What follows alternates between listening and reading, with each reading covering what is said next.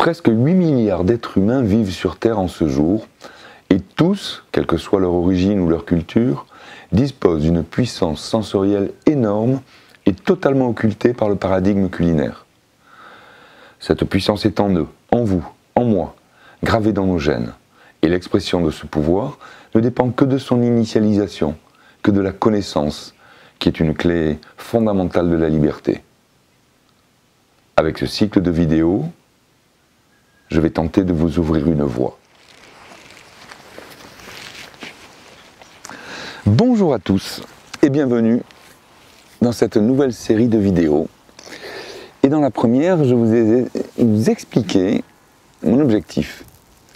Je vais d'abord vous parler d'alimentation sensorielle. C'est un sujet extrêmement vaste, mais par une série de petites vidéos de moins de 5 minutes, je vais successivement vous mettre en place le décor qui vous permettra de comprendre ce dont je vais vous parler dans cette première vidéo. Alors, la première question qui se pose, c'est la comparaison entre l'alimentation culinaire, que tout le monde connaît, et l'alimentation sensorielle dont je vous parle. Alors, l'élément de compréhension le plus important, c'est que si vous placez l'alimentation culinaire dans ma main droite, l'alimentation sensorielle dans ma main gauche, la façon dont le comportement alimentaire du culinaire se déroule dépend d'informations qui viennent de l'extérieur de l'organisme. C'est la culture, l'éducation, la famille, le formatage dans l'enfance.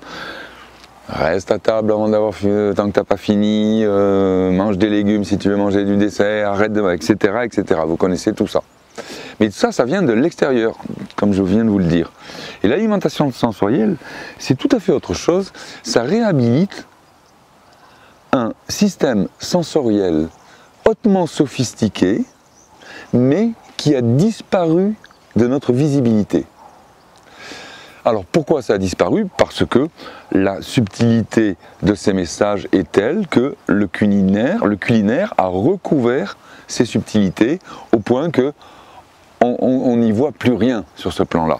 Et moi, mon objectif, c'est de remettre en fonction cet extraordinaire système sensoriel qui s'est façonné pendant des millions d'années, avant que le culinaire arrive, et pour lesquels nous sommes hautement spécialisés.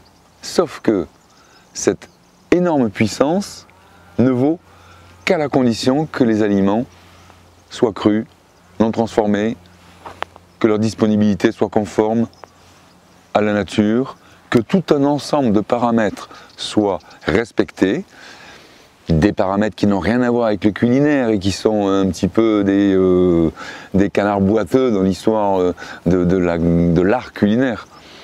Mais c'est en réhabilitant ce potentiel qui est toujours gravé en vous, dans vos gènes. On pratique ça depuis 7 millions d'années et sans interruption. Il y a eu après le collecteur, il y a eu après le culinaire, mais le cueilleur, la preuve, il y en a encore aujourd'hui. Et c'est ce cueilleur, la puissance de ce cueilleur, que j'ai envie de réhabiliter au travers de cette série de petites vidéos. Et dans une deuxième partie, on s'intéressera à la transition alimentaire et au plan cru. Voilà pour cette première vidéo. Je vous dis à très bientôt et je vous annonce que je ne connais pas encore le titre de la prochaine vidéo. Au revoir.